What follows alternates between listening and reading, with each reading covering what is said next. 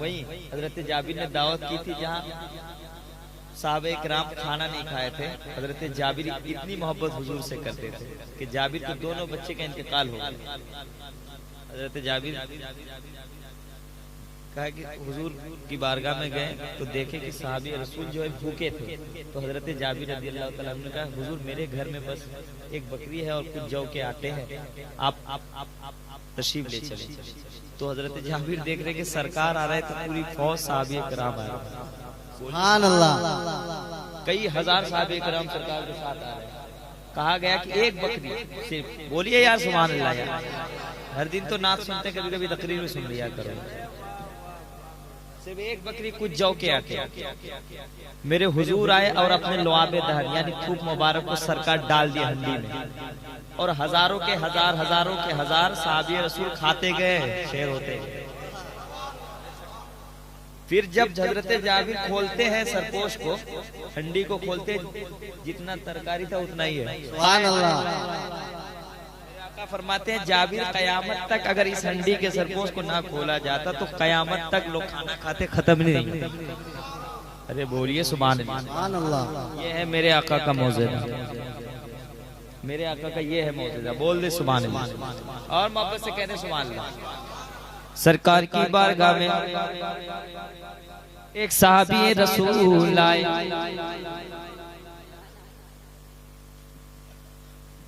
आकर कहने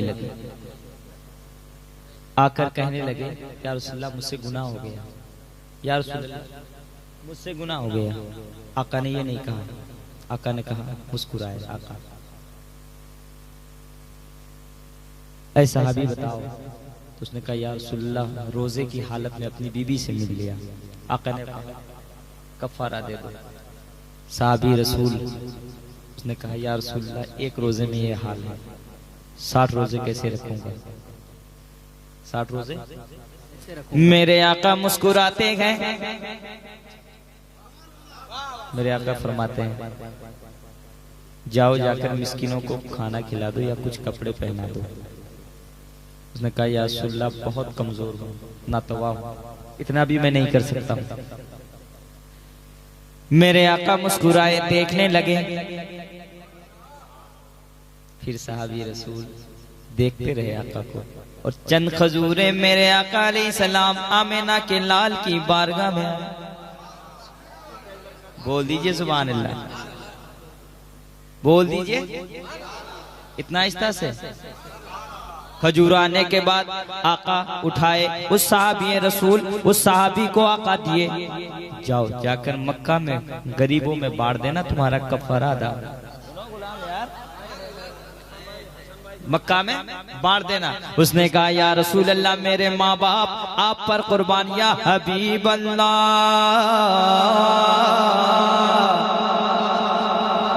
मेरे माँ बाप आप पर कुर्बान, या रसूल खुदा, या हबीब अल्लाह, या नबी अल्लाह, या रसूल अल्लाह, या हबीब अल्लाह। मेरे माँ बाप मेरे बच्चे सब धन मन तन कुर्बान, या रसूल अल्लाह। बहुत गरीब हूँ मैं, जो बांटूंगा या रसूल अल्लाह, मक्के में सबसे बड़ा गरीब मैं ही, या रसूल अल्लाह मक्के में सबसे बड़ा गरीब। मेरे आका ने कहा जाओ जाकर इस खजूर को अपने बीवी बच्चों के साथ खा लेना, तेरा कफारा भी अदा हो गया, गुनाह भी माफ हो गया। तो लगाओ यार खड़े होकर, चंदा भाई।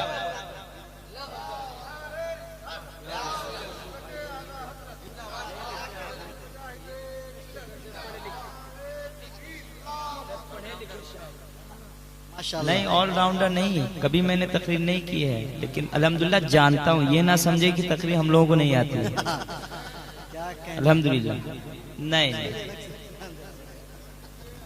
नहीं सुनिए एक बात बता दे रहा हूँ कि ये ना कोई समझे कि शहनवा हसन या शायर लोग तकरीर नहीं करना जानते। जब हमारे प्यारे प्यारे खतीबे इस्लाम लोग नात पढ़ते तो हम लोग तकरीर क्यों नहीं करेंगे, है कि नहीं?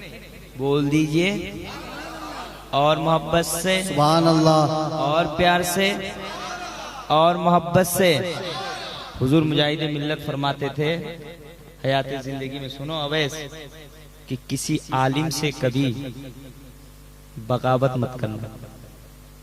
अगर जिंदगी में भलाई चाहते हो किसी मौलाना को कभी गाली मत देना।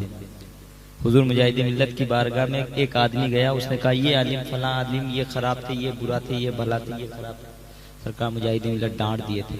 हुजूर मुजाहिदीन मिल्लत ने उसको मुस्कुरा कर कहा किसी आलिम को कभी मत गाली मत देना।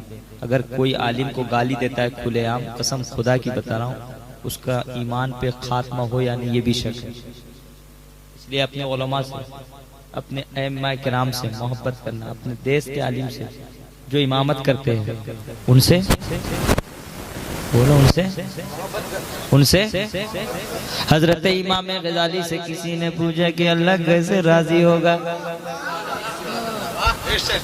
हजरत इमाम गजाली से किसी ने पूछा अल्लाह है गुलाम बाबा सुनो यार, हजरत इमाम गजाली से पूछा गया कि अल्लाह कैसे राजी होगा। एक आदमी पूछा अल्लाह किससे राजी है। मौलाना पहलू देखे, अल्लाह किससे राजी है। तो हजरत इमाम गजाली ने फरमाया जाओ उसके घर चले जाओ और घर में जाकर देख लेना, उसके माँ बाप अगर उससे राजी हैं तो समझ जाना खुदा भी उससे राजी है, खुदा भी। और मैं तो समझता हूँ इस दौर का सबसे बड़ा गुंडा कौन पता है, जो किसी गरीब की बेटी को सताता और कहता है कि तुम्हारे बाप ने मुझे इतना पैसा नहीं दिया, बुलेट नहीं दिया। तुम अपने आप को मर्द कहते हो।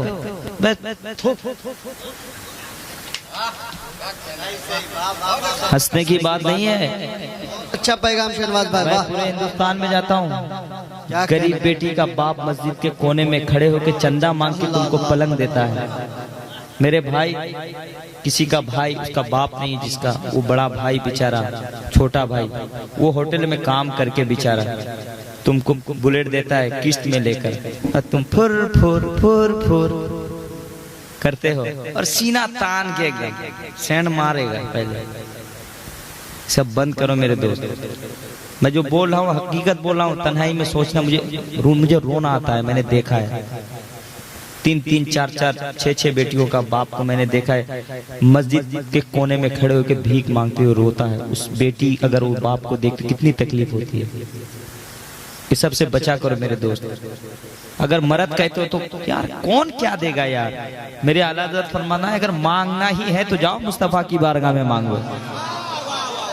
कौन देता है देने को मुंह चाहिए, देने वाला है सच्चा हमारा नबी। यार इधर उधर क्या मांग रहे हो यार, इधर उधर। और जो लोग कहता है कि मुसलमानों को तो हिंदुस्तान से भगा देंगे, अबे यार जो मुसलमान अपने समदीन के घर में जाके दोख्ता पान नहीं भूलता है, मस्जिद में चप्पल नहीं भूलता है, हिंदुस्तान भूल जाएगा, छोड़ देगा। जो दोख्ता पान नहीं छोड़ता काला भाई, काला भाई तो डिलक्स पान खाता है। ये सब छोड़िए मेरे दोस्त, गरीबों की बेटी को सताना बंद कर दो। सही बता रहा हूँ भाई। अगर आज किसी गरीब को तुमने इज्जत दी है ना, मेरे आका फरमाते हैं जिसने दुनिया में किसी को माफ कर दिया उसको इज्जत दे दिया। मेरे हुजूर खुद फरमाते हैं कल कयामत के दिन मैं मोहम्मद, कल कयामत के दिन मैं उसकी इज्जत और उसकी सिफारिश करूंगा। इसलिए मेरे दोस्त अगर कोई आपको सता भी दे उसे माफ कर दो। और मेरे भाई किसी की जमीन कभी हड़पना मत। मैं एक पैगाम देके जाता हूँ, ये जो जमीन जो हड़पते हैं ना, ये भाई का जमीन ले लिया, उसका है, छोटा भाई है कमजोर है, वो बेचारी कमजोर है, उसका शौहर नहीं है, उसका भाई नहीं, उसको ले लिया। इसी जमीन को 7 तबक तक नीचे पूरा आपके माथा में रख दिया जाएगा, बिल्डिंग रख दिया जाएगा। कहाँ जाओगे, हिल पाओगे, चपटा हो जाओगे। मेरा हक मारने वालों